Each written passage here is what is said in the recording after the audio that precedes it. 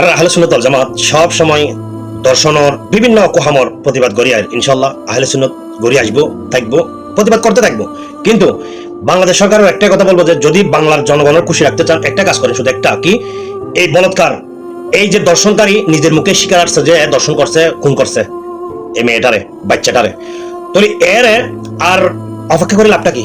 সোজাসুজি বাইতুল মোকাররমের সামনে এর হত্যা করা হোক। এবং আরেকটা জিনিস, বলৎকার, কোন মানুষের একটা বলৎকার আর এই দর্শন এই যে কুনিরে একসাথে বিচার করেন, দেখবেন যে বাংলার জনগণ আপনার জন্য আপনার স্যালুট জানাবে। এটা রাইট কথা করে দেখান।